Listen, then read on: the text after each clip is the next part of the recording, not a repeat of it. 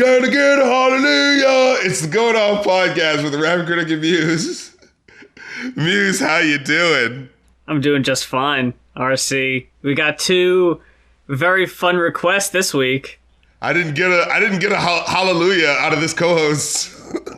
Oh, hallelujah! Sorry. You better watch your ass.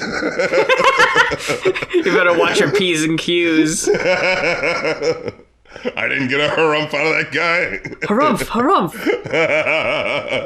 So another week, another set of musical treasures for us to plunder through and find the pearls and pirate's teeth.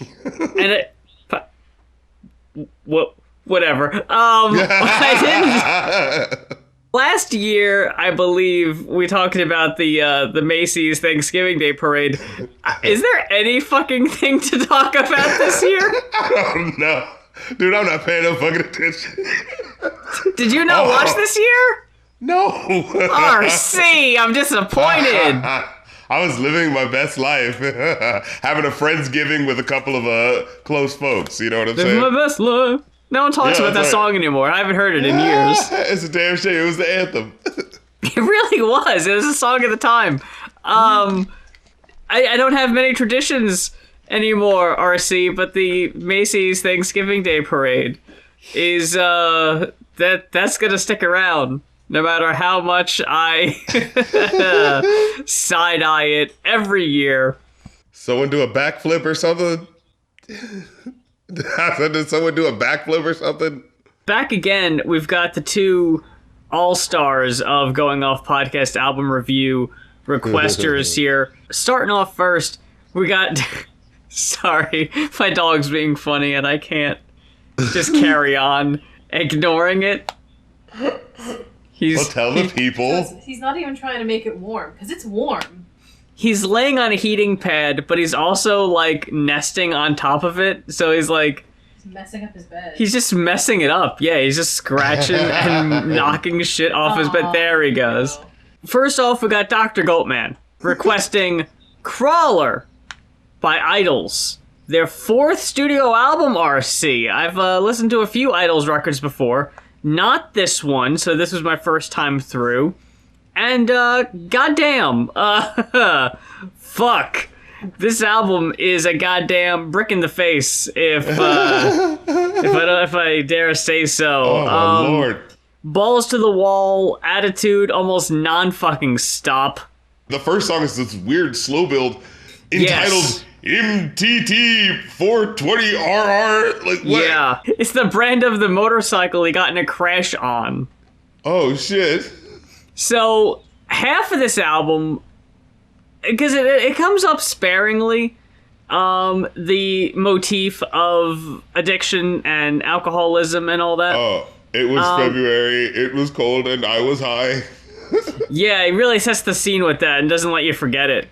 The first track, yeah, he's talking about a near-fatal motorcycle accident he was in, and the name of the song is the model of motorcycle he was on. Oh. It's a very haunting, eerie kind of slow build like you had mentioned.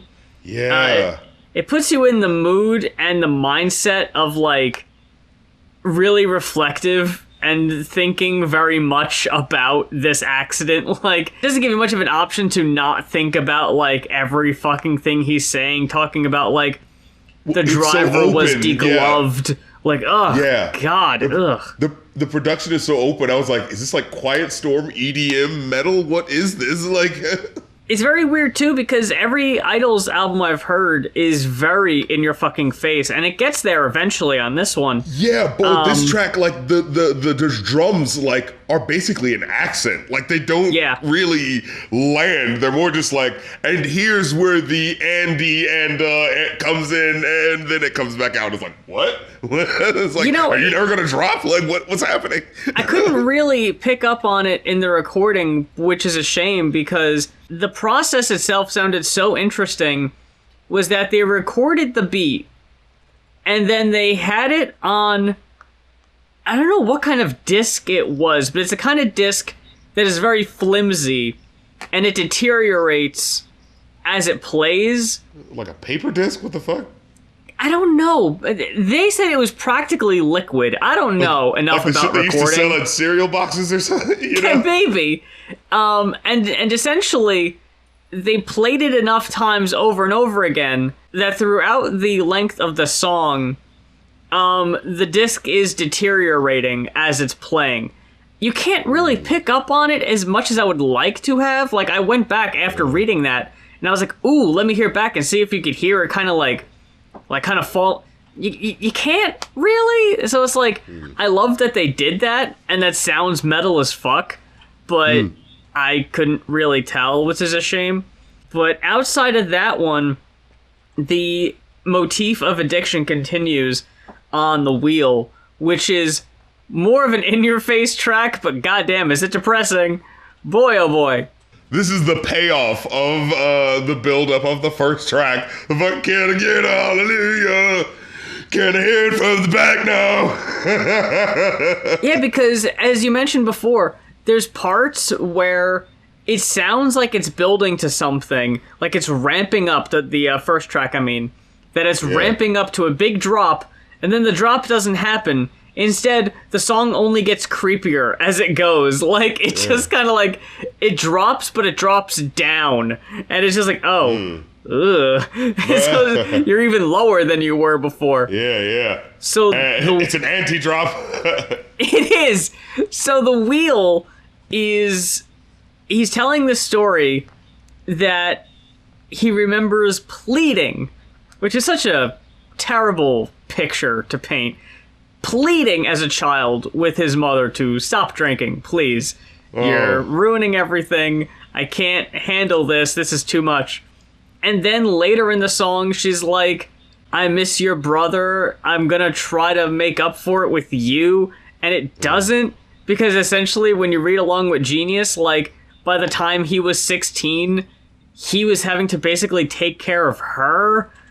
So he didn't even really have a mother figure from the age of 16. It's like, god damn, this is fucking rough. With a bottle in one hand, it's one or the other. Like, oh man. Yeah, it's fucking... Like, I have no choice but to pay attention because you're screaming the lyrics at me. Yeah. But I'm so used to songs this depressing being way more, like, dour. Instead of just, like, as chugging along and rocking as this is. So I'm like, yeah, I'm fucking pumped to this really sad story about you dealing with this at a very young age, and then because of that, becoming an addict yourself. It's bad, man. It's bad. I feel for you. It sucks. Yeah. Which leads into, and I didn't really pick up on this either, just from reading along the lyrics, which, it's interesting, like, you can write a song and say what you're feeling and not necessarily say what you're dealing with, and it won't necessarily come through. Yeah. Because according to Genius, When the Light Comes On is about clubbing in your 30s and being the oldest person in the room and realizing that, like, he said something like, when you're that old and you're around younger people, they basically let you do whatever you want. Like, if you want to do drugs, you can do drugs. If you want to drink, you can drink, because they're not going to judge. They're not going to tell you to stop. So, like, you can get away with more around younger people. I've thought about this before. It's so fucked up. Like, I did not think about that either, but, like, yeah, what are they going to say? Like, yeah, they might, because, like, hey, it's really sad. I'm going to play the authority figure here and question whether or not you... No, you're not going to do that, yeah. You're going to be like, I don't know, he's got gray hair. Like, from our vantage point, yes, is it sad that this much older person is getting drunk and high with, like, people in their late teens and 20s? Yes. But what is it going to look like to people in their old teens and 20s? Yeah, they're probably going to think this dude's really cool. Like, and he's not. He's hurting. He's going through some shit. He needs help. But y'all can't give it to him. Whoa. It's such a bad environment. And again, it's going from the last song into this, you know, we're getting the picture. Yeah, then you got car crash. It's like, fuck me. Oh, man. This shit, like, yeah, there was a certain point where I was like, this sounds like a British Andrew WK after a while. Like, I'm just fucking rocking it did with definitely have that feel, sure. Oh my god, yeah, this is the part where I was like, okay, I'm officially really into this shit. It's such a weird texture, but like, it's that, yeah, this crazy white boy punk artist, like, you know, oh, that's what I wrote. This heavy balloon popping funk that's going on in this one. It's so fucking insane. But it has that little cool out section near the end, and then the heavy comeback. It was like, holy fucking shit. How is this not a hit single? This is a hit, right? Like, I haven't heard it. I can't imagine how intense an IDLES show has got to be. Like, I don't know if I would have the energy. Water. For fuck's sake, sure. Now, I wasn't sure how to feel about the new sensation. I liked it eventually. I was like, here we go. I'm just talking lyrically. I know it's supposed to be clearly satirical and it gets angrier as it goes. But in the first verse, when you have this really angry guy yelling to shake your tushy, it's like I know you're going for something here, right? But I still can't pretend you're not saying tushy, like... I think it's because he's British, you know, it kind of feels like, that's the word they say. Tushy! A little tushy! Like, I'm sorry, what? Everybody stand up for a bit! Get up on your feet and get down for a bit! Shake it to the snare and get down to the kick! Shake a tiny tushy like you don't give a shit! Tiny tushy! But look when he hits that hook! Do the new sensation! I'm like, I sure as fuck do want to do the new sensation, British guy! Shake your tiny tushy like you don't give a shit is a line I would actually expect to hear on the next album from one of Eminem's songs, but we'll get there. Oh, Lord. Fuck me, dude. Eminem, jump scare. So... Any fucking way. We got Stockholm Syndrome up in this son of a bee. You effing got Stockholm Syndrome up in this son of a bee? And I have quoted from Genius here, I kind of went on a spiral in my head about the idea of two people realizing they're under the duress of their own bullshit. It's the idea that it's really dangerous to judge someone because of their addiction. You judge people and you realize you're a hypocrite. It's called a mistake. How many mistakes have you made that day? Like, when he puts it in that perspective. Whoa, man. It's just that one lyric on the hook with, just give them enough rope. Just give them enough rope. The emphasis on it. Yeah. It's so fucking intense. Yeah, I really like how some of the songs will have just a very simple motif, like that one and King Snake Later, where the whole first verse is just like the same expression, but just wrote different, where it's just like, I'm a king of nothing, I'm the sir of, like, I'm the Duke of Diddley, and it's like, he's basically saying the same thing over and over, but the verbiage changes each time. I love that shit. And just, yeah, in Stockholm Syndrome, it's just people, it's different examples of people just realizing, like, yeah, I'm all about this. Oh shit. That very thing is, like, leading to my downfall, and I didn't even really notice. You know, like, goddamn. Legitimately, it feels like every song, they just, like, he just sits down, wild-haired guy just kind of, like, sits down, like, in a hunched-over stance for, like, 40 seconds, and he goes, like, okay, I got it. Let's go now. Whatever it is, let's just go. Whatever you're thinking, let's go. And then he just like says whatever the fuck he was thinking in that 40 seconds. And it just kind of comes out like that. That's what every fucking song sounds like. And the band is just desperately trying to keep up. Yes. And in fact, there's one song on here in particular where it feels like they were just like, I don't know what he fucking was. But we'll get to that in a second, because first we gotta get to Beachland Ballroom. Oh my fucking god. If you see me on my knees, please do not think that I pray. Damage! The intensity of the shit, it never fucking lets up. It reminds me of who's your boy, the Andy the Doorbum. Dude, Andy the Doorbum just fucking had a new music video drop this week. If anyone's interested, check it out on YouTube. His new album that dropped a couple weeks ago is so fucking good.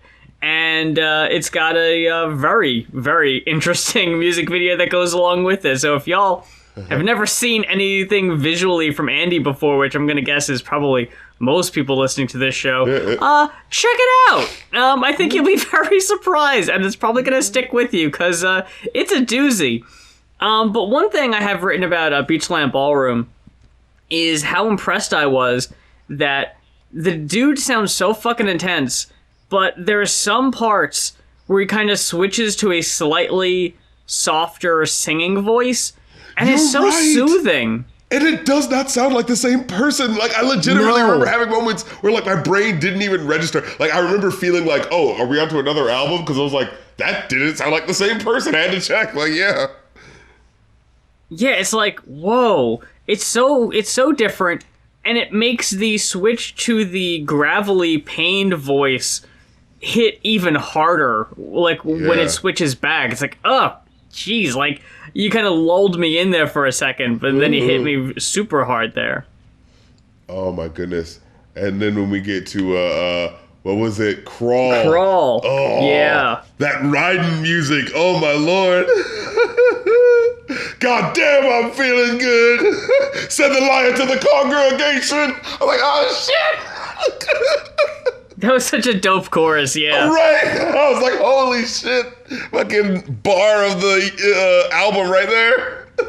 I have a quote from the Genius description here, too. He says, this is the turning point after you've crashed. It's a good anthem for me to discuss with people who aren't on the other side who aren't sober. You're not the best version of you, and you need to hold yourself accountable for your addictions and who you're letting down.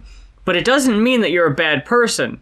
Crawl, the title is like, keep going, you'll get there. Crawler is like the character of me in the dark warmth of my addiction. A crawler, a night crawler, someone on their knees, someone praying, someone surviving, the grit of it, the weight of the world on you. All of these things is a crawler. Like, how much thought went into the fucking metaphor and just, like, the thought of, like, how he's letting you in on his recovery is just, like, and you know what's so crazy? I totally get that experience as he's explaining it. When you hit that hook and like, and yeah, I'm a fucking crawler. Crawling hurts, but it works for me. I'm all right.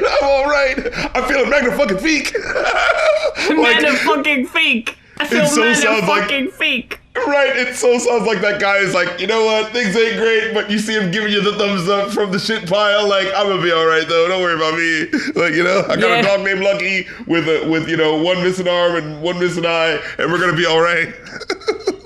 You're looking over concerned, but you're like, nah, he's got it. I know him, he's got it. Then, like, what do you fucking know? In 5 years, he's doing well. Like, you know, you just don't know how it's going to turn out.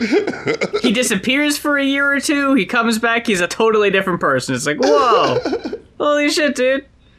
Then we got fucking meds. Jesus. Oh, man. Talk about...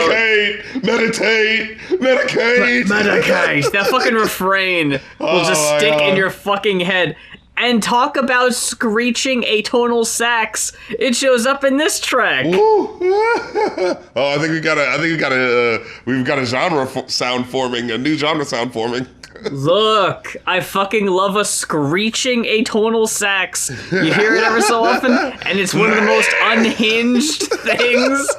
It just sounds like a crack from hell. Dude, like, can I tell you? There was this one, because now you got me thinking about atonal sax. Wait a minute, now I gotta see if I can remember it. It was something in Japan. It was some oh my goodness, who is it? Legendary jazz artist. Oh fuck me, come on! I was hoping if I was gonna say name. Coltrane. Yeah, I think it might have been Coltrane. Wait, was it Coltrane in Japan? Because I've listened to a few Coltrane albums where he is just going off. Have you heard Concert in Japan? No. In 1973, John Coltrane. No, I'm going to have to now. My goodness. The Peace on Earth, I think it's that one. it starts going insane in a way where like it feels like you feel like you're being dragged through like his ancestors' pain. Oh. It's like but it all fits. Love Coltrane so much. Yeah. Oh my goodness.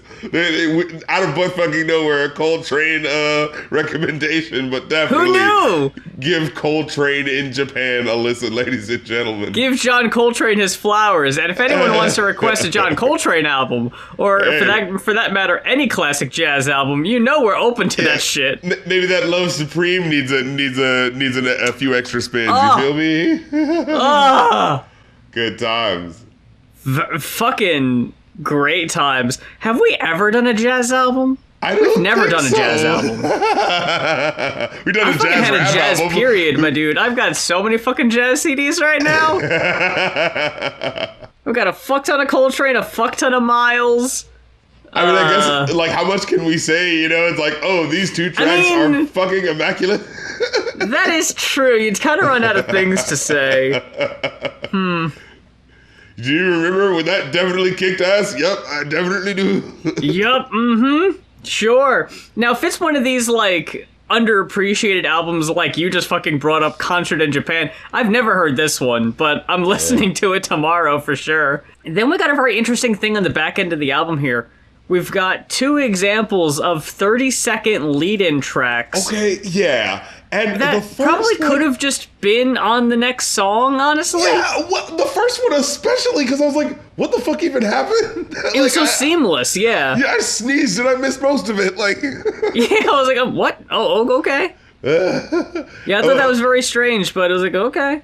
But then it leads into Progress, which is a bit of a droning track, but it's fine enough, like it does what it needs to do, like in terms of like, puts you in that feeling of what this is trying to do, as heavy as my bones were, I don't want to feel myself get high, I come home to, as light as your grace was, I don't want to feel myself come down, Yeah.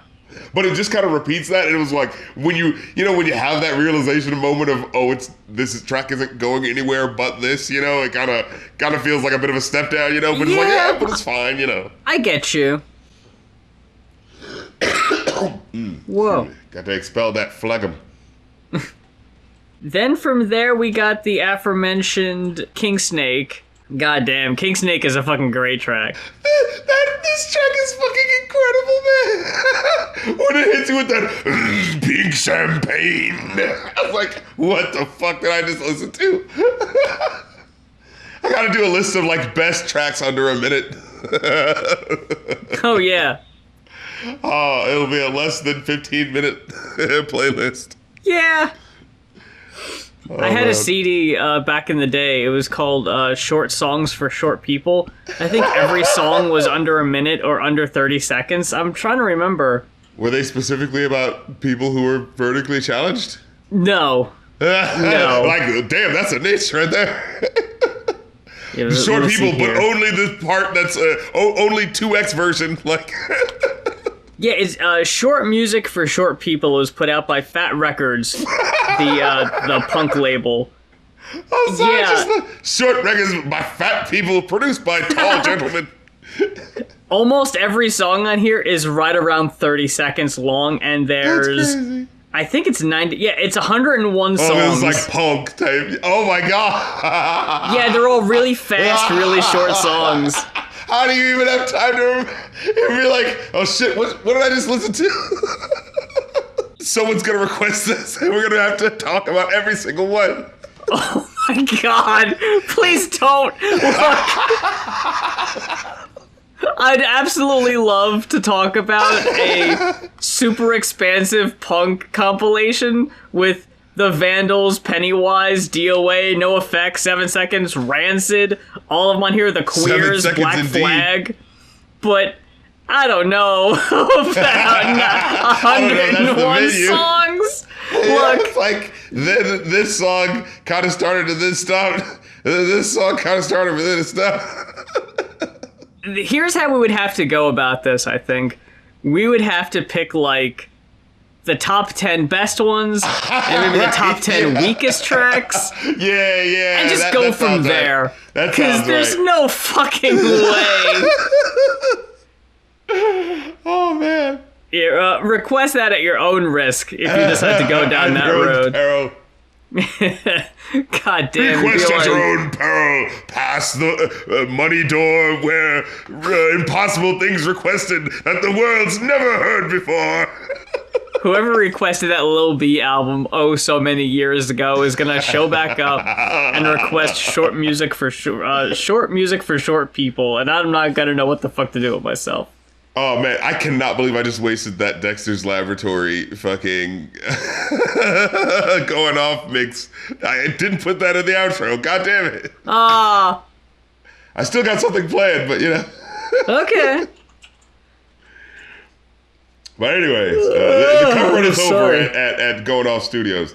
And then we wrap up with the end, which is another great track. Fucking, this is such a good fucking album, dude. Yeah. Like, I recommend everyone go back and listen to all of IDLES stuff. They seem like a bunch of really cool guys, like very progressive politically. Very cool cuts messages. Like a knife, stings like a tick, kicks like a mule, acts like a prick. Yeah, acts like a prick, acts like a prick. That fucking, yeah. And I love how the hook was, in spite of it all, life is beautiful. Yeah. Like, after this man with this, like, rum dry voice, you know what I mean? Yeah, for fuck's sake. You can hear the life experience melting off of his fucking vocals. You know, you can hear each crack telling you a story. At the end, this man is telling you life is beautiful. If you don't fucking believe it, get the fuck out of my face. And before we head in, I'm sorry, we didn't even get reviews. It's a 5 from me. Yeah, I give it a 4.5 to me. It was just those one or two tracks where it was like, oh, it's just kind of not doing anything. It just kind of staying in that one place. You know, it was just like, but it was barely that. Like, yeah. I think when the lights came on was a little weak for me, and Progress, and that's literally it. But it was just like one track more than I was expecting, you know, but literally everything else was fun. Yeah. I think that's fair. I want to give another shout out. Another person we've had on the show numerous times and might have on again sometime in the future, possibly very near future, Left at London, dropped a new music video for her song, I'm Not Laughing Anymore. And it's such a great fucking song off a great fucking album, and now it's got a great fucking video. And there's a shirt that is even available with graphics from the video, so check out her page. We've got Shady Records. Shady Oaks Records, more like. with the Southpaw soundtrack requested by Animal King, staying in that Eminem wheelhouse. Just everything but the Eminem albums. That's fine, I guess. And would I ever fucking listen to the soundtrack to Southpaw if it wasn't requested? No. Absolutely not, I would not. God. What a grab bag this is, RC. What an absolute mixed bag this is. Madness! Starting with the orchestral intro. The super serious orchestral intro. Like... We get an instrumental intro and outro from, I'm to assume, the film's score, I guess. But, like, good lord, does it sound so important and pompous, right, just juxtaposed right next to Eminem's fucking cookie-doo-doo old dad jokes. Like, it's like, what is happening? But here's the weird thing. Here's the weird thing that, like, even twists it up even more. It's like halfway kind of interesting where it's like, oh, hey, it's kind of starting off with an interesting flow. That's kind of cool. And then it's like, wait a minute. Oh, but did you forget I'm old man Eminem? Here's a couple dad jokes. It's like, stop doing that. Stop doing that. Like, I literally marked it up. Yeah, that's what it is. I marked up this verse. Like, there's the green parts where it's like, oh, this is kind of cool. Then the yellow parts where it's like, this is not really saying much. Then the red parts where, danger, danger. What the fuck are you saying? saying, then the dark red parts were like, we're in the dead zone. Then retreat all who fucking, you know what I mean? Abandon all hope ye who enter here. But then there's one random interesting line at the end of the first verse where it's like, what is happening right now? Okay, so like the first part is like, I can hear the drummer drumming, and the trumpet someone, you know, trying to summon someone, you know, I think someone's coming and I'm running from it, and I'm like, ooh, already I'm hearing you like swimming through the like flow of the rhymes, and you know what I mean? It already sounds so cool, swinging from one lyric to the next like goddamn Tarzan, you know what I'm saying? And then he goes to like, then I lose it again, then I swallow hallucinogen, because if not, then where the hell did it go? Because here I sit in Lucifer's den by the Dutch oven, just choosing to sit, even if it means I'm selling my soul, just to be undisputed again, do whatever it takes to win, because I got this motherfucking cloud over my head, crown on it, thorns on it, crack on it, bet you that we're entering the red zone. What are the rhymes? What? Crown around it, thorns on it, cracks in it, bet you morons didn't think I'd be. Did you hear that? Cracks in it, bet you morons didn't think I'd be back. I was like, what are you doing? This is the part where he's tripping over his own flow. He's like, the fucking Flash over here tripped over his foot.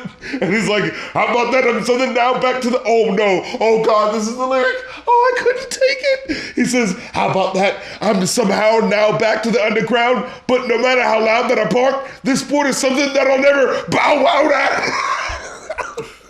I was like, danger, we're crashing. Stop, pull up.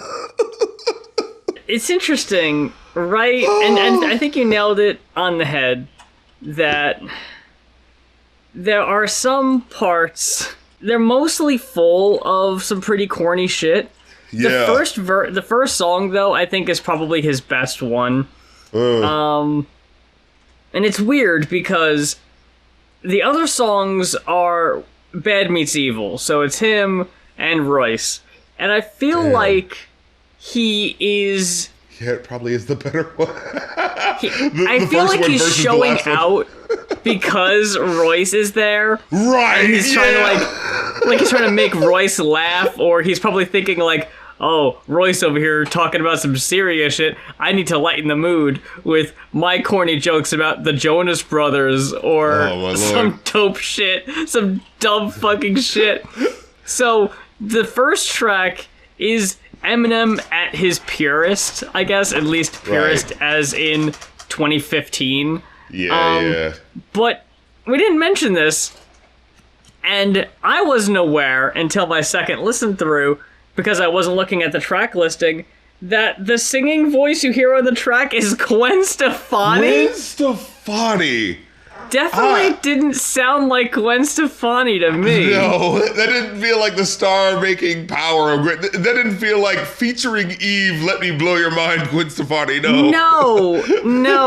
It sounded like could have been anybody, Gwen Stefani. Yeah. It sounded like it might as well have been Skylar Grey, Gwen Stefani. I legitimately was like, you might as well have just gotten Skylar Grey, because... Why did you get Gwen Stefani specifically, and she's just gonna sound this generic? What's the point? It was Skylar Grey. I guarantee you it's Skylar Grey, and then, like, Gwen Stefani happened to be coming by, like, what? We can get a bigger name, blonde, white female singer? Yes, let's go with that one, you know?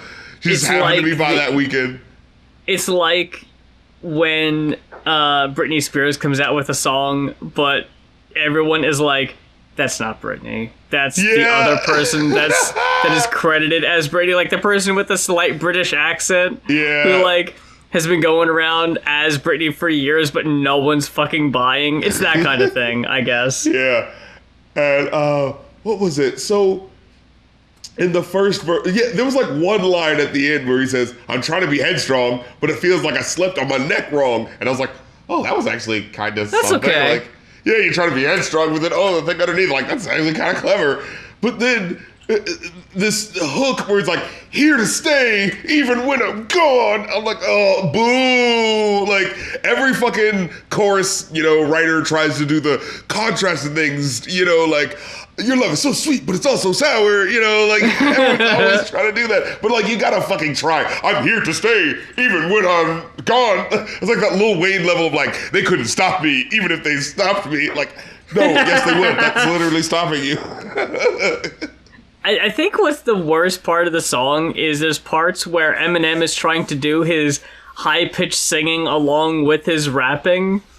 And it happens a lot. Yeah, it just like comes in like a bluster whirlwind. Yeah, I don't know why it's necessary, but honestly, like, you just could have had Gwen sing the lines and Eminem rap them under her singing it, so you would have had that, like, that contrast in voice. Instead, it's just two Eminem voices battling for, like, attention, and it's bad. It just sounds bad. Didn't he already do a song called Guts Over Fear?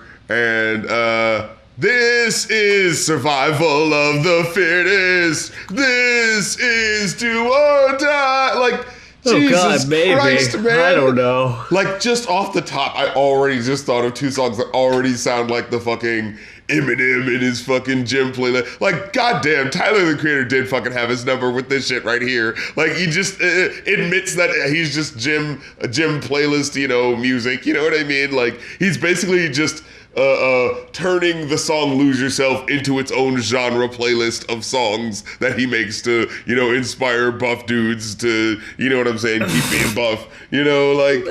I'm kind of curious here. Like, you bring up an interesting point, because a lot, like, this one in particular is very Lose Yourself in, like, hey, you know, I'm the underdog again because I'm not relevant anymore. And I gotta, like, I gotta climb back up and claim the crown. And it's like, well, first of all, it's not fucking happening. I'm sorry. Like, it's not even that, like, it's not even that you're, like, bad. It's just that, like, rap has changed so fucking much that you're just not what people want right now. And, like, for what? Like, he's getting the crown again, but you just made a couple albums about how I don't want the crown, but I gotta get it again because I don't want it, and I'm gonna complain and hate fame when I get it. So like, you know, you've already written yourself into a corner. He's already done the album of oh, they counted me out, but I'm going back. You know, wasn't that Kamikaze or something? Like, I swear the last 4 albums have been that. Right. You know what it is? It's the same way with, like, Nicolas Cage, where people are like, hey, you know that Nicolas Cage is actually a pretty good actor. It's like, yeah, didn't we know that, though? Like, he's done a bunch of good movies by now. Like, yeah, like, it's not surprising he's made goofy anymore. movies because he sold, you know, an island that he couldn't afford or some shit. Like, yeah, we know that, but, like, we do know he is a good actor. Like, he's just can be goofy and over the top sometimes, you know, like, and that translates better into, like, TV movies, you know, like. Yeah, but, like, we're all gonna forget his good movies and, like, oh yeah, he can act. Like, no shit. Of course, like, we knew this. Right, it's like, we know you're lyrical. You still have to be, like, you know, measured and well, like, you know what I mean? It still has to be done well, and it just feels like a fucking lyrical Tasmanian devil all over this goddamn, like, album, you know? Yeah, I agree. And it's like I said, this is the only Eminem... Wait, no, there's one later. I forgot. Yeah. Eminem specifically, because in between, there's a couple Bad Meets Evil songs. It just reminds me why we never got another Bad Meets Evil album, because, like, that magic, whatever magic there was on that last EP or whatever they put out, it's just not there. Man, it doesn't even sound like they're in the same place. It sounds like they're just recording this shit from home and compiling it in the studio. Is it All I Think About? What are you talking about? All I Think About is... What was the one that was with both of them? I actually liked that one because it was so off-kilter that I was just like, what the fuck is happening? Like, it just kind of like, it crossed over into that old dirty bastard zone of like, this is so bonkers, I can't help but enjoy it. It's funny you say bonkers, because it has a cartoon-ass beat. Yes, indeed. was like, what the fuck is happening? And like, it felt like, you know what it is? This felt like Eminem at his happiest. It's like, this doesn't 100% make sense, but I feel like I'm listening to like two twins like talking in their own language right now, just trying to gross each other out and outdo each other with weirdness. And I'm just like, all right, if that's what makes you guys happy, I can't act like, you know what I mean? I can't act like I don't see it happening. I don't know if I want to listen to this all the fucking time, because holy shit, what the fuck is going on? But you guys do you fucking weird people, Okay, before we keep going, I need to point something out that you just said. Yeah. You mentioned twins talking in their own language. Okay. I was just recommended this YouTube channel, Evasive, a couple days ago. And Evasive does movie reviews, but they also do this interesting thing where... Oh, do they have a mini adventure with a pixie that's trying to take all their movie reviews or something? Hey,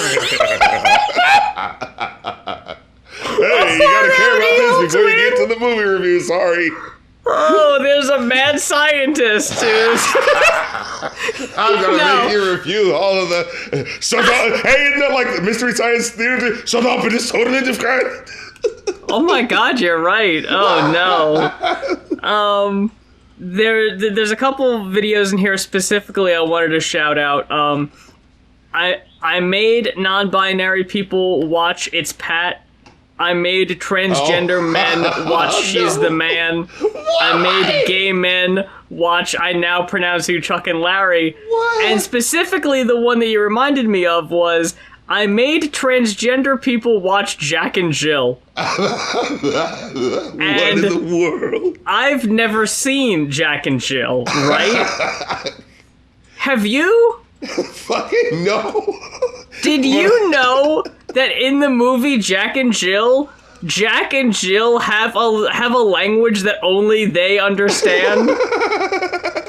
And they talk to each other in it throughout the movie on occasion? Here's the thing about the Farrelly brothers and Adams Sandler comedy. They'll always do some shit that's just like, hey, they actually did a little bit of research to let you know a bit about this, so that they can be wildly exploitative and fucked up about all the other shit. Oh yeah. Mm-hmm. No, but those videos are great. Evasive is very funny. Their videos are very good. They're very well edited, very well written. But those videos in particular, where they just get a group of people to sit down and watch a horribly offensive movie targeted to their specific demographic. Oh my god. Are they going to transfer us to watch Ace Ventura Pet Detective? Jesus Christ. Well, that's just for that one scene, and I don't need that. We all know about that. Like, fucking A. Back to the album, though. So we go from Eminem and Gwen Stefani to Rob Bailey and the Hustle Standard. I'm a mother... Busta Rhymes and your boy, he's back, King Crooked RC. I'm sorry. I was trying to replicate the aggro energy, and in doing so, I accidentally flipped my glasses off over the microphone. Wait, what?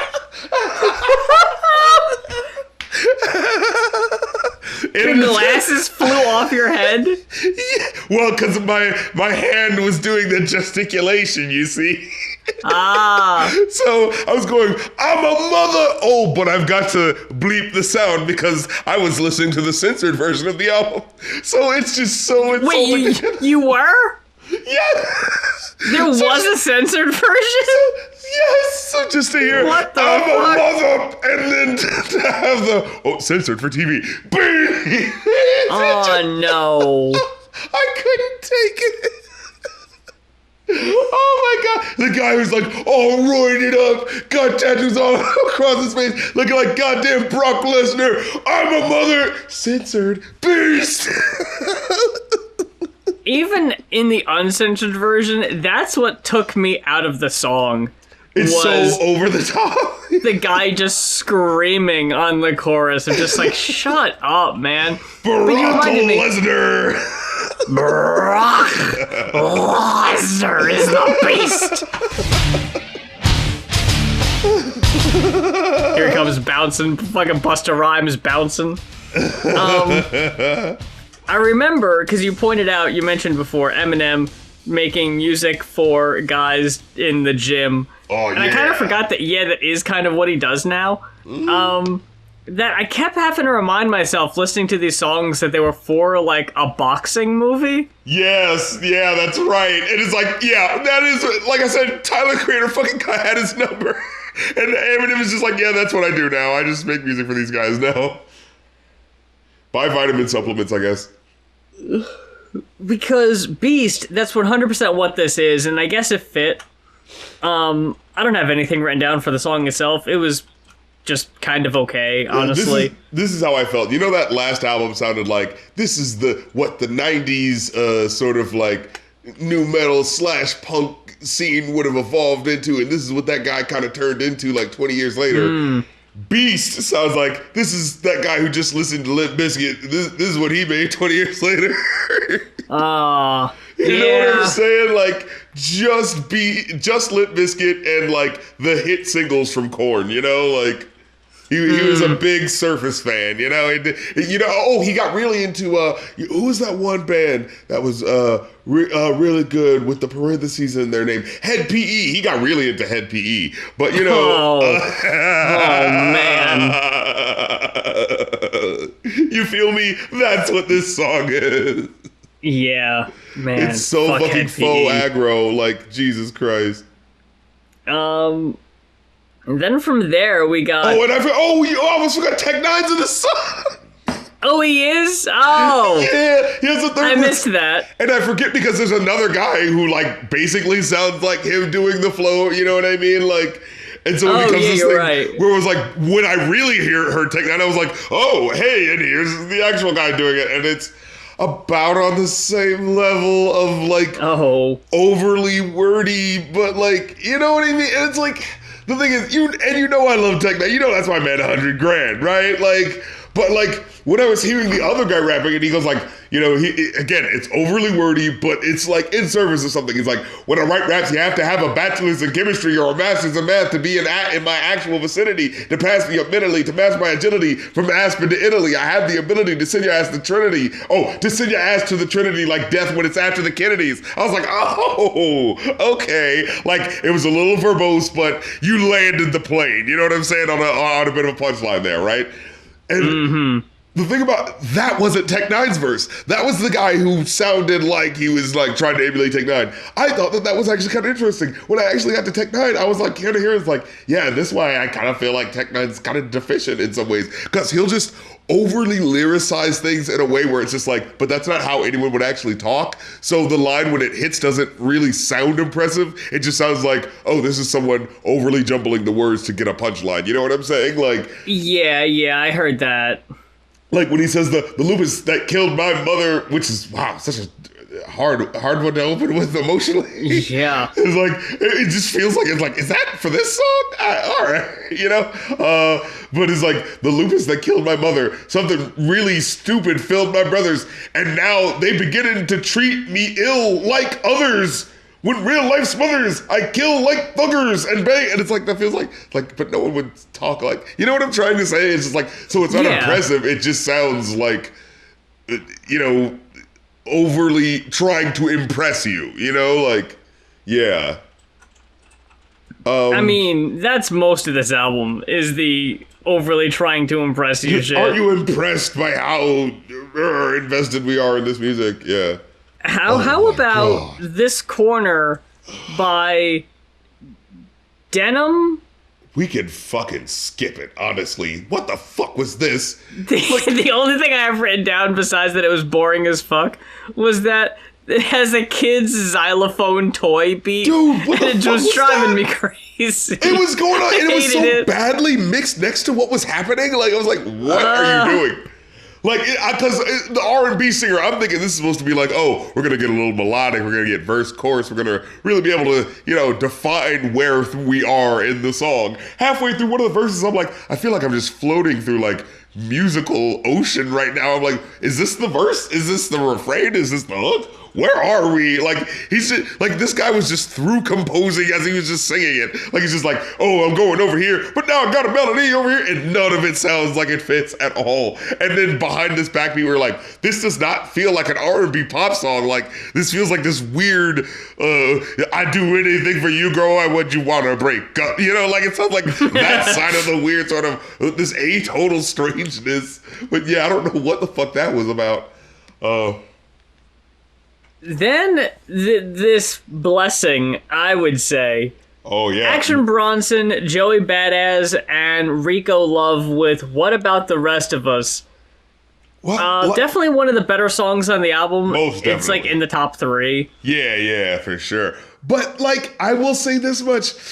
Action Bronson's kind of showing out a little bit more than I felt Joey Badass was. Like, I agree. Like, Action Bronson was, like, really in the pocket with the beat and the multis. You know what I'm saying? They were hitting right where they needed to. I was like, all right, I always love when fucking Action Bronson pops up. Yeah. He's always dope. You know, when he really, like, hits that shit. And now the hook, very expertly sung, beautiful pipes on whoever was singing it. But I was just having this moment. Was that Rico? I don't know. Yeah, an awesome harmonization. But, like, I was having that moment where I was like, what the fuck does that have to do with what anyone's saying in the verses, though? He's like, what about the rest of us? The poor and downtrodden? What about all of us, too? And he's like, meanwhile, Joey Badass is like, my rap flow, imperial fad flows. Well, here it go. My vision is linear when I rip at the flow. It's a lyrical miracle when I enter your No, this man did not just say lyrical miracle. He said lyrical miracle. RC. Oh, he's stuck in 1994. Oh. No. Before the money. Now, I was confused for a second. Because I was thinking Action Bronson did that show because he did a food show. I forget what it was. It was called like I fucking ate that or some shit. What that was the name? It was a show called where he went around and ate food and everything. I was getting it confused with I think not Future. 2 Chainz I think did a show where he went around and ate really expensive food. It's like, hey, I'm gonna go, and I'm gonna eat this gold-coated thing, this gold burger. I'm gonna eat this gold foil burger or some shit like that. And I was like, Action Bronson in the song about, like, the world's only made for the wealthy, but I'm gonna eat this really expensive food. But I got it confused with, I think it was 2 Chainz' show. Now I'm confused, though. Action Bronson food show. Fuck, that's delicious. Okay. Yeah, he had a show. Yeah. I knew there was a fuck in it. I just forgot what the name of it was. Who the fuck had... Dude, I can't watch food shows. I don't understand why you would watch food shows. It's the most frustrating thing ever. There's one element that you cannot experience when it comes to a food show that you're just looking at and being like, you know what I'm saying? Like, that's fucking cock teasing right there. Okay, I forgot. 2 Chainz had a show on Vice called Most Expensivest. Oh, of course it was on Vice. Anyway. And that's, 2 Chainz. And, okay, that's why I got it confused. 2 Chainz and Action Bronson ponder an age-old question over a $10,000 steak dinner was the first episode of the first season. What do we have after that? Raw? What happened on that one? Oh.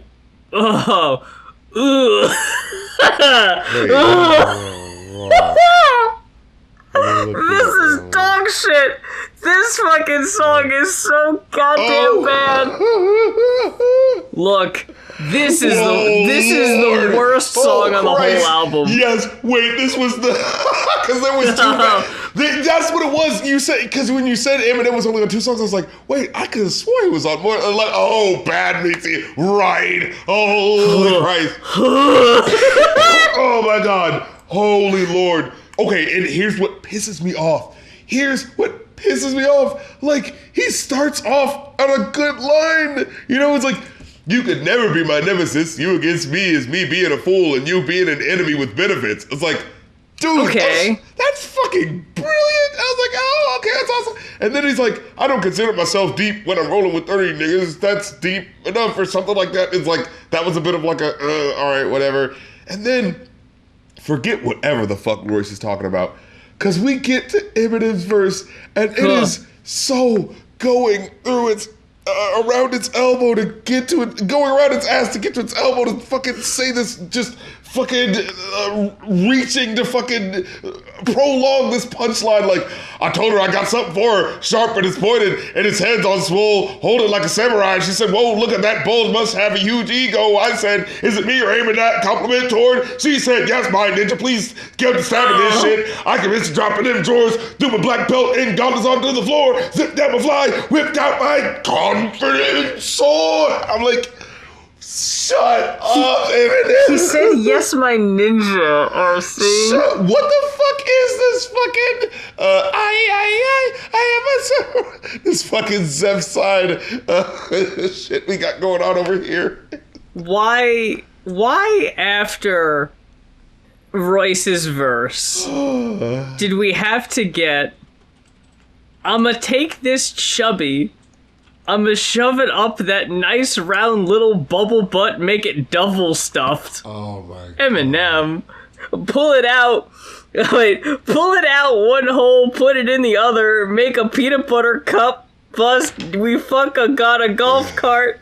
Tell me how you want it, soft, hard, or fucking rough, like a dog bark. Oh. Stop at Walmart, get a couple of 50-watt light bulbs with a hot tub. Fill them buns up with a hot dog, and be frank, these other motherfuckers ain't even in the ballpark. And be frank. Fucking hell! Ballpark! Like a hot dog, RC! Make it stop. Why won't he stop? When I tell you, I was at work, and I was just like, I was seriously being like, remember this fucking song, remember raw, remember raw. Like, I cannot, and I'm so glad the lyrics are here that I can actually read along, because there's no way I was gonna fucking make note of that shit. I've got to hear his delivery and the way he says it, like confident sword. It's so. I do not remember Confidence Sword. I just remember the shit about peanut butter cup and Walmart.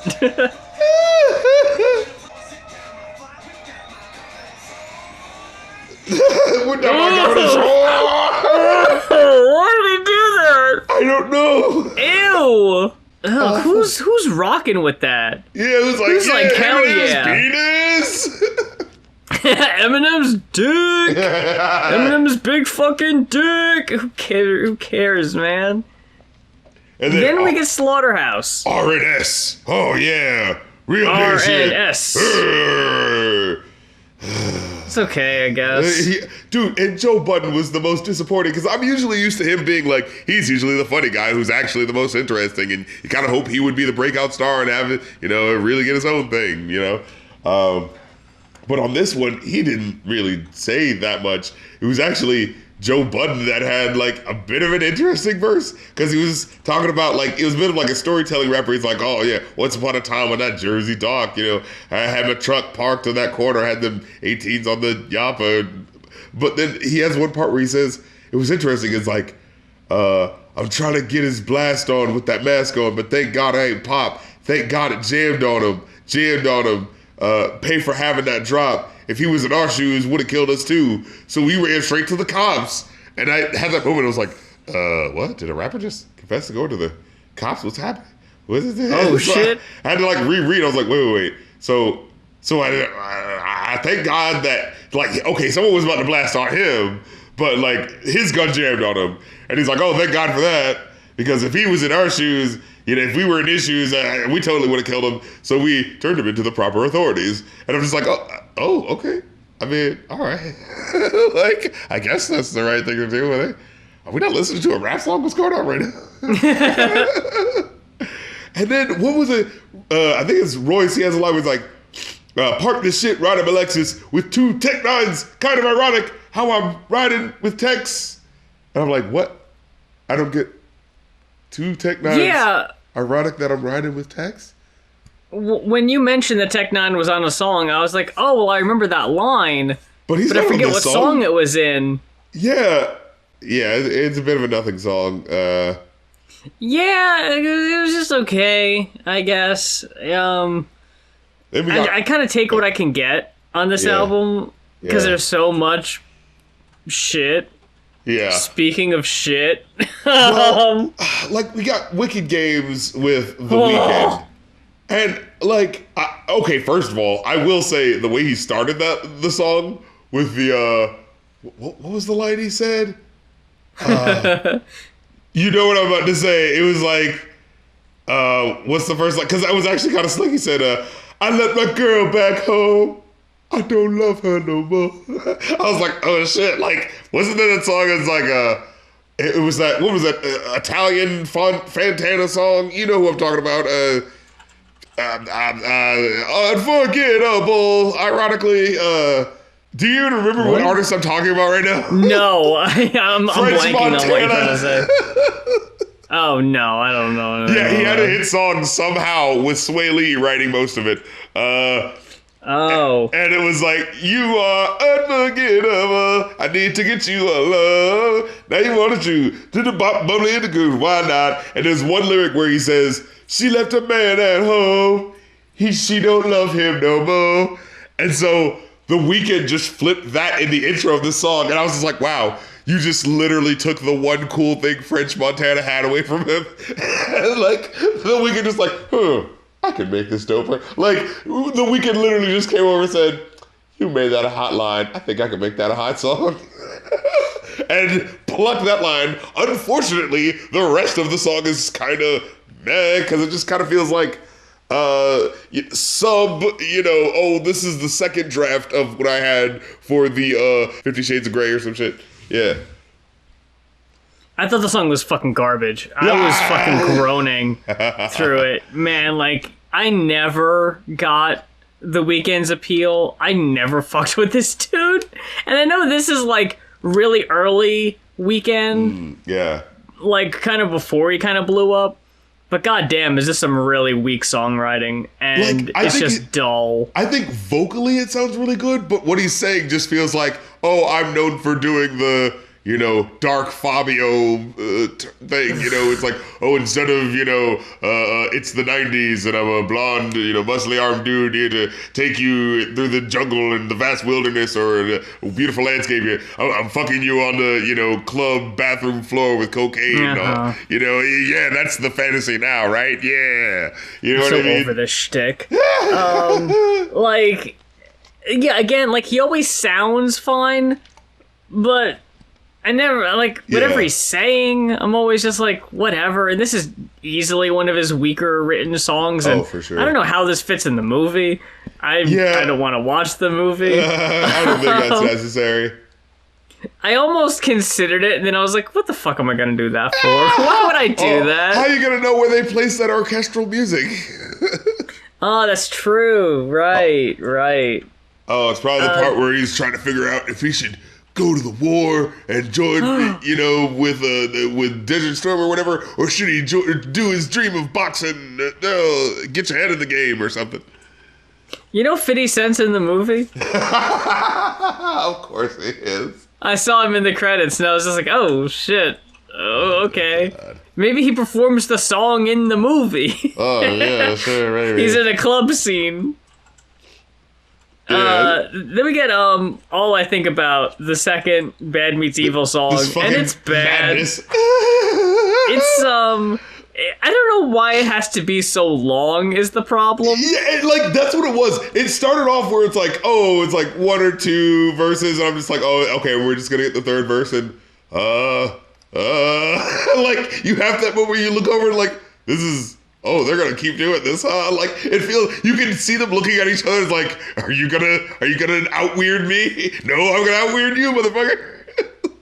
Like, it's Eminem being super cringy again. Indeed. And it's like, it would be like, okay, I don't even really want to look back on the song to find examples. I just remember there's one part where it makes a fucking Jonas Brothers joke, and it was so bad. I can't even remember that. When does that happen? Oh God, I don't remember that. And I'm getting bonus from what I'm spitting, getting blown to smithereens in a Toyota, getting Jonas Brothers songs, frickin' rotisserie. How these birds are flipping. Wow, they didn't even make that relevant. He just said Jonas Brothers. Like there wasn't even like a. This is a fluster of words, and among them was the words Jonas Brothers, because, I have to mention them, like, the kids are going to get angry about that. Oh, my daughter's going to get angry that I mentioned them, It's like the we didn't start the fire of the rap world. Oh, Lord. But yeah, because it's like, I think, Royce the 5'9" is like, he starts off just like it's just kind of a... That's what it was. It kind of starts off a little interesting in the flow because he kind of like raps for a little bit, and then it's like one of those lines where like there's a bit of space and then there's the rhyme. And so at first I was like, oh, that's kind of interesting. What's happening here? It's like, but then it kind of started getting away where he goes like, where he says get a few Jordans 4 pairs of Louboutins. That's beside the point, like a shooting guard. I'm like, okay. And he's like, nigga, I'm a rock star. And then with Wubakov, I am saying, George Clooney with an Uzi? What kind of movie star would hop out of a moving car just to prove he's hard? Fuck you doing, you should be put in a cast as soon as we start shooting, dog. You swear I know where the roofies are. The way I drug a bitch through the yard, stuffed like Susie in cardboard after wrapping a nude in Noodles card, bought it in water taps. And it's just like, shit will just happen in this song where it's just like, was that supposed to be part of this? Like, literally, yeah, I think this is the part where he'll just, like, jump off of the flow of the song where it's just like did you just, like, tack this on later and be like, oh, by the way, I wanted to include this mini story about killing and burying a young child or something. Yeah. It's just like, yeah, and it's just bonkers all over the place. It's not great, but it's just like, as you hear it, you can kind of tell that's like are you guys just going off? Like, are you guys just going bonkers? Are you going us right now? Are you? Oh my God, what was this one? Literally, you can just get dropped in at any point, and it just feels like in the middle of just random nonsense. There's not a pill for bananas, though. It's unfortunate you got delusions of grandeur, though. Acting like you're Michelangelo with a fucking cordless. Bitch, I'm Shredder, so you better crawl back in your shell or run before you get injured. A fucking ninja turtle couldn't come toward us. He fucking... trying to reach. Yeah, he was like, hey, I'm like Shredder when I do this, and he mentions, like, okay, yeah, I got that. And then he specifically says, oh, like Ninja Turtles. Like, yeah, I got it. Lines ago. Fuck. Why you gotta explain it? But then just to fucking cap it off with a fucking Ninja Turtle wouldn't come toward us. It's like... I didn't get that till now. That's when he breaks his hip trying to reach for the fucking cleverness. Ain't that clever, young kids? It's like, God no, it's damn, not. I hate that. It's not Grandpa M. Yuck. That's bad. God. I hate that. Then what was next? The 50 Cent song. It's okay. Yeah. And I was just after that madness, I was like, well, at least it was something. And then 50 Cent comes in, it's like, here's the same old bullshit about how I'm really, really going to kill you this time. It's like, okay, Yeah. The drama never ends. I know, 50. Fucking kings never die, whatever. Drama never ends. That's great. I'm like Alan Rickman at the end of Dogma. Never changes. It never ends. That's what I thought about the fucking last song. Just kept going and going and going. Every time you thought it was gonna be over, no. And then he got Mode, which I don't know why they just called it Mode when it was clearly should have been called Beast Mode, but I guess I'm a mother beast already took it, so Yeah, you can't have two beasts. That's would too be many. ridiculous. And then I will say Logic's not that bad. I liked this song a lot, actually. I think this was maybe the best song, if not maybe the second best honestly. song. Yeah. I just feel like the hook didn't feel like, again, where it didn't feel like it was like really earned with what was happening in the verses. But and the second verse did feel like it was a little meh, where it was one of those like, wow, dude, you let the young buck show you up. What's going on? Yeah. Yeah.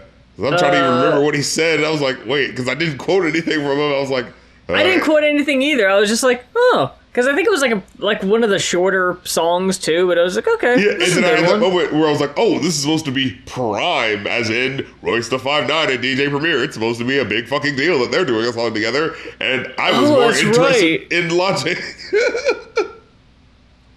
I remember we reviewed the Prime album like 10 years ago. And what does he say? He's like, yeah, it's just like fall back in line. Big L's technique, puns grammar, before the roof went in the trunk. The rag top sat back behind the head just like a gun. And I don't like this too, when like you can hear they're like, where the rhyme is being really, really labored, and it's like, and there's not really a punchline or anything that's really worth getting to. They just are putting the rhyme really far away, you know what I mean? Mm-hmm. And a way where it's just like, they just wanted to put in a whole bunch of words, and they didn't think to shorten it in any way, and like you can feel that it's like that wasn't worth it. There's a whole bunch of lines where we're finally getting to the rhyme, and that wasn't really worth it. But don't worry, here's another, and I'm like already like, you know what I mean? Then we get the second example of a song that was already on another album, because the Weeknd song was on a Weeknd album. Oh, that's true. And now we've got this Notorious B.I.G. song that was already from his 97 album, but I gotta say, it fits really fucking well on a modern soundtrack. Like, that production. It really... it's super ahead of its time, honestly, for 97. That fucking piano line, for God's sakes.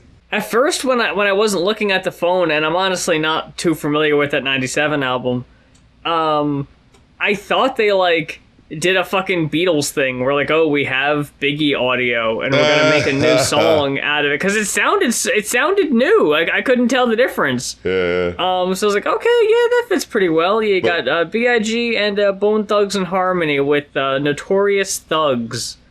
Yeah, it's a bit of a like, it's like, oh wow, Big's got such a versatile flow. He could rock with the fastest rappers in the West. That was kind of the idea.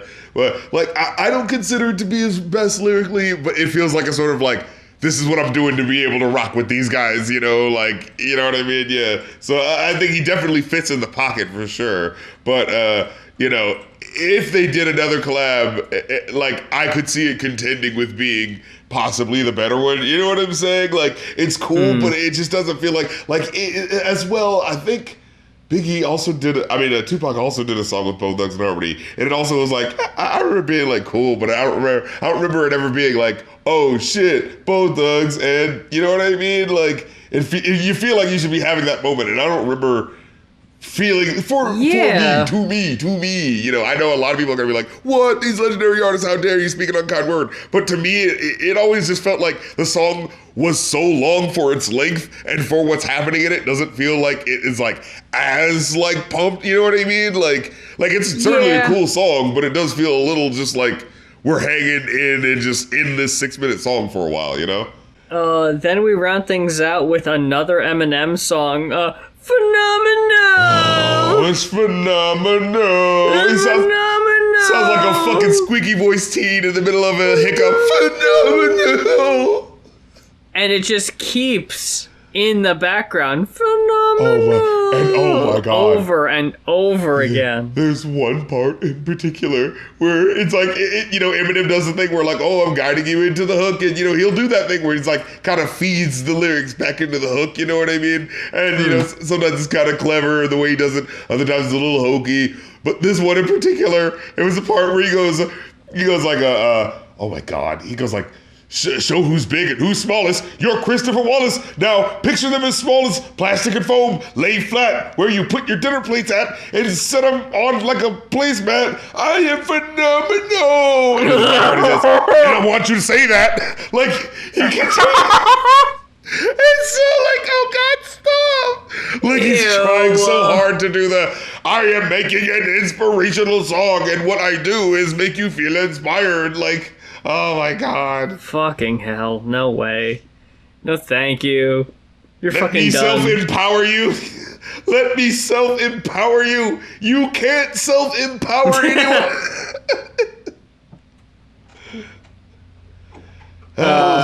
I got a 3 on this. I think oddly enough, let me look. Oh no, 2.5. Yeah, that's what I got. Yeah, it's not good. Yeah, it's no. not a good compilation. Oh man, I'm pretty sure it makes for a bad soundtrack. It has to, right? I mean, was the to Notorious movie? Thugs in the movie song at one point? Yeah, was.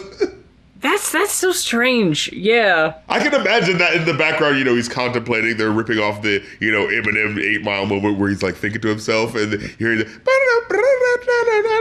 in the background, Eminem's like, oh man, I don't want to just use, some producer came up to him, hey, how about we use the Lose Yourself song, can we use that? And it's like, he's got a little bit of self-awareness. He's like, I don't know about that, but, it would be great if we could get some extra bread in Christopher Wallace's mom's pocket. So how about we include that song? You know what I mean? That's what felt like the conversation was happening there, Which song was it? Was it Phenomenal where Eminem kept doing the chicken?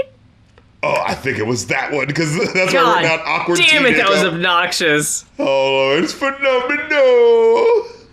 I'm gonna reference this old thing, right? This old thing. That worked way better. And we can't forget Cry for Love, Part 2. See, it's part 2 to the orchestral suite. So I hope you listen to Part 1 to hear the themes and motifs that are repeated. You need the reprise, yes. Yeah. The album wouldn't have ended right. You know what I'm saying? Nope. So, had that little wrap up there. That was real nice. But I think that was what got it to the 0.5 there. Oh. Yeah, that sucked. But that about wraps it up for this week's episode of Going Off. How about that? Thank you very much for spending your time with us this week. And we definitely appreciate anyone who's requesting the albums for the show, because y'all quite literally make the show. We wouldn't have a show if we didn't have these albums to review. It's funded by viewers like you. Ding! If there's an album you'd like to hear us talk about, head on over to our Ko-fi. That is ko-fi.com/goinoff. GOINOFF.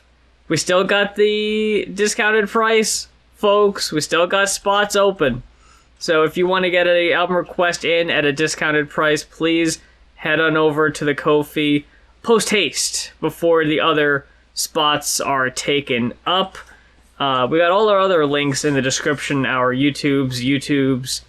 I just say YouTubes twice. YouTubes, Twitters, Patreons, individual Ko-fis, all that good stuff, all that good sexy stuff is in the description in our link trees. It's been a couple weeks since we had to take off for the holiday season.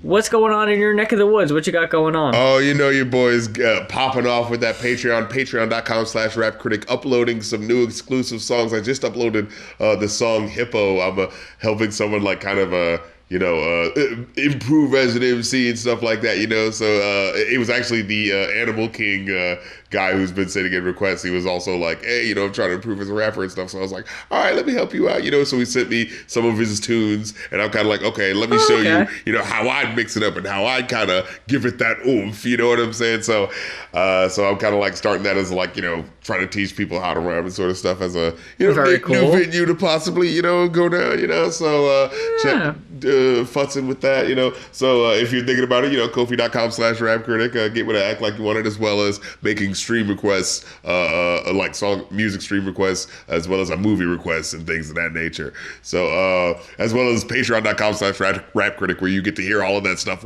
first, as well as joining the Discord to chat with me and fellow fans and see all the exclusive stuff before it goes up public. So yeah, get with that act like you want it.